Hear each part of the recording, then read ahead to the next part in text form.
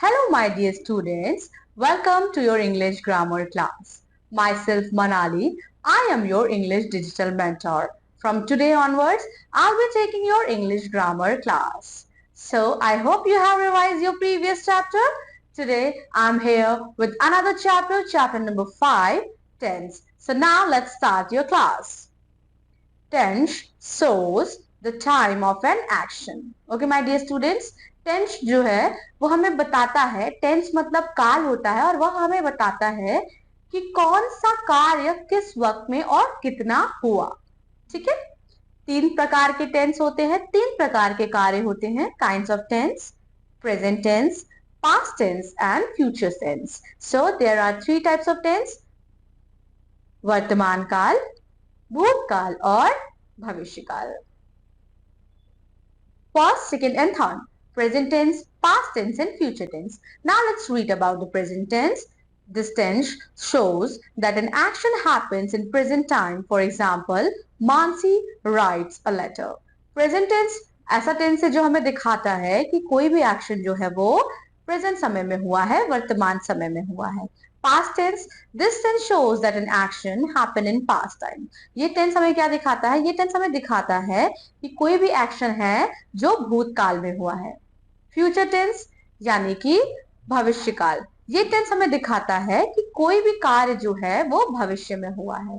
These tenses can be classified again into four types. Okay, my dear students, वैसे तो tense तीन तरह के होते हैं, लेकिन उसके सब डिवीजन हम करेंगे तो वो कितने तरह का हो जाता है? वो 12 तरह का हो जाता है। ठीक है, कैसे?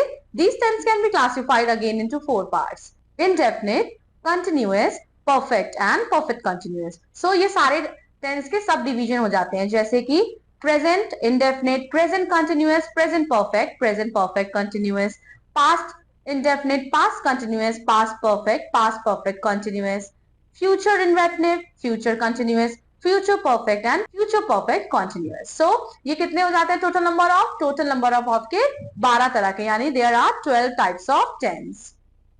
Now let's start reading with me present tense. ठीक है, प्रेजेंट टेंस क्या होता है? प्रेजेंट टेंस में आपके आते हैं habitual action, universal truth, an event taking place in the present movement, an event planned in near future and for the historical past.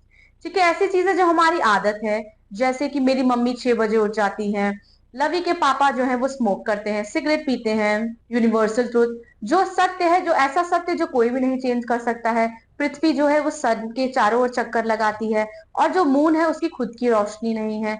एक ऐसी चीज, एक ऐसा इवेंट जो होने वाला हो, जैसे कि I read my book, she writes a letter, and event plan in near future, और ऐसे इवेंट जो अभी नियर फ्यूचर के लिए प्लान हुए हो। और कुछ ऐसा ऐतिहासिक पास्ट, कुछ ऐसे पौराणिक चीजें, जैसे king Ashoka now shuns violence and embrace Buddhism, Germany attack Poland in the second world war. तो कुछ ऐसी चीजें हैं जो हिस्टोरिकल पास्ट हो। तो ये सारी चीजें जो आपकी हैं, habitual action, universal truth, and event taking place in the present movement, and even planned in near future for historical past, तो ये सारी चीजें आपके किसके अंडर में आती हैं?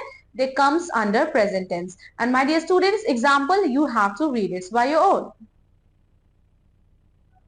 Now 6th in running commentaries, जैसे कि हम कोई क्रिकेट देखते हैं, हम कोई कमेंट्री पास कर रहे हैं, तो उसमें भी हमारा प्रेजेंट इंडेफिनिट टेंस होता है। अनचेंजेबल सिचुएशन, कुछ ऐसी सिचुएशन जो बिल्कुल नहीं चेंज की जा सकती। ठीक है, अब हम आते हैं प्रेजेंट कंटिन्यूअस टेंस पे कि प्रेजेंट कंटिन्यूअस टेंस की एग्जांपल्स क्या क्या है। Am I working on the floor, are they running on the road. ऐसी एग्जांपल्स, ऐसी चीजें जो हमारे साथ अभी हो रही हैं, जैसे कि आई एम टीचिंग यू, आप पढ़ रहे हैं, you are studying, an activity is going on at time of speaking। ठीक है, कोई ऐसा कार्य जो बोलते वक्त हो रहा हो। an action plan for near future, और कोई एक्शन जो अभी नियर फ्यूचर के लिए प्लानिंग हम उसकी कर रहे हो।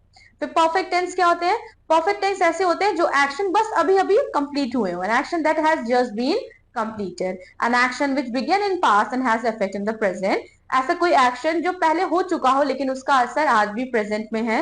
I have stayed in Mumbai for 10 years. She has broken the window pane. Future with when and after, उसके बाद future with when and after के साथ भी लगता है। He will go home when his has finished his work. I will go to the post office after I have written a letter। ठीक है, जब हम ये कर चुके होंगे उसके बाद हम ये करेंगे तो उसमें भी हमारा प्रेजेंट परफेक्ट टेंस लगता है। What we have to keep in mind? Sometimes we are likely to confuse the present perfect and past indefinite tense. If the action was over in the past and has no connection with present, we should use the past indefinite tense and not the present perfect tense. So we have to keep this in our mind. Perfect continuous tense, an action in continuity from a given time. एक कोई ऐसा action जो given time से ही continue है, जैसे कि मैं वहां इतने साल से रह रहा हूं, तुम वहां इतने साल से काम कर रहे हो, तो जहां हमारा डेट और टाइम का मेंशन हो जाता है वहां हमारा परफेक्ट कंटिन्यूअस टेंस लग जाता है. Past tense, now we are going to study about past tense. indefinite tense, past indefinite tense में आपके habitual action होते हैं, an action in the past which does not have any reference to the present, an action going into the past. ठीक है, तो ये सारी चीजें आपकी किस में आती है, इंडेफिनिट टेंस में. कि कोई ऐसी एक्शन, कोई ऐसी हैबिट रही हो जो आपकी पास्ट में रही हो, जैसे कि he work in the factory for 8 hours a day, वह फैक्ट्री में 8 घंटे काम करता था. ठीक है, और ऐसा action which does not have any reference to the present, जो आज के में कोई रेफरेंस नहीं दे रहा वर्तमान समय में, जैसे I went to Delhi yesterday, मैं कल दिल्ली गया था. An action going in the past, the boy made a noise, वह making a noise, well I spoke to them was speaking. ठीक है, एक लड़का जो था वो नॉइज कर रहा था, आवाज बजा रहा था जब मैं उससे बात कर रहा था. फिर पास्ट कंटिन्यूअस टेंस में क्या हो जाता है, ऐसा कोई कार्य जो पास्ट में चल रहा था, जो कंप्लीट नहीं हुआ है लेकिन वो जो चल रहा था. An action going on into the past, gradual development of an action, जब कोई एक्शन धीरे धीरे उसकी डेवलपमेंट हो रही है, जैसे इट वॉज गेटिंग हॉट, धीरे धीरे गर्मी हो रही थी. ठीक है, तो दो तरह के एक्शन जो है आपके पास्ट कंटिन्यूअस टेंस में आते हैं. ऐसे एक्शन जो पास्ट में चल रहे होते हैं, जैसे कि yesterday morning I went to Sarthak house, कल मैं सार्थक के घर गया था. सार्थक वॉज रीडिंग, अब आ गया reading, Sarthak was reading story book, Sarthak story book पढ़ रहा था. My dear student, continuous tense में हमेशा वर्ब के साथ आईएनजी जरूर अटैच रहता है.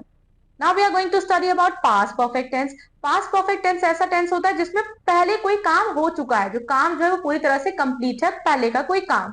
An action which began and complete in the past, an action which had been completed in the past before the beginning of another. Now what we have to keep in our mind? Keep in mind the action which comments on the completion of another action is expressed in the past is indefinite tense. Okay, now past perfect continuous, ऐसा कोई काम जो पहले समय से चलता आ रहा था. An action is continuity from a given time in the past. Example, you have to read it by your own. Now future tense, भविष्य काल, future indefinite tense, an action to take place at some time in future, ऐसा कोई action जो भविष्य में होगा, जैसे कि I will go to Lucknow tomorrow, मैं कल लखनऊ जाऊंगा. फ्यूचर कंटिन्यूअस टेंस, ऐसा कोई काम जो फ्यूचर में हो रहा होगा. फ्यूचर परफेक्ट टेंस, ऐसा कोई काम जो फ्यूचर में कंप्लीट हो चुका होगा. Future perfect continuous, an action continuing beyond some given time in future, ऐसा कोई काम जो फ्यूचर में एक पर्टिकुलर टाइम से चल रहा हो चुका होगा, तो ये हमारा परफेक्ट कंटिन्यूअस टेंस में हो जाता है. Okay my dear students, we have read present, perfect and past tense and also the subdivision of those tense. Now it's question time. Take out your pencil and we are going to solve few exercises together. Write the name of tense, present, past or future in the following sentence. My dear students, in following sentence what you have to do, you have to write what is present, what is past and what is future. Like one, so in following sentence repeat करना है. So in following sentence आपको fill करना है कि क्या present है, क्या past है और क्या future है. जैसे he blew out the candle last night. So this sentence will be past tense. They went home yesterday. Again this will be past tense. They will have left the playground before we reach. वो playground छोड़ चुके होंगे जब हम वहां पहुंचेंगे. तो this will be future tense. The sun rises in the east. हमें पता है this is universal truth, तो ये हमारा present tense में होगा. Now we have to do fill in the blanks. तो यहाँ आपको fill in the blanks दिया गया और इधर आपको कुछ options दिए गए हैं, हमको correct options fill in the blanks में fill करने हैं. Fill in the blanks with the correct form of verbs given in the brackets. 1. Do you usually dash in warm water? So do you usually bath in warm water? I don't know what he has. I don't know what he has done. D-O-N-E, done. Rest you have to solve it by your own. That's all for today, my dear students. I hope you must have understood the concept of tense and its type. I'll be seeing you in another English grammar class with some another new and interesting topic. Till then, keep learning, keep exploring, and never forget to revise. Thank you so much.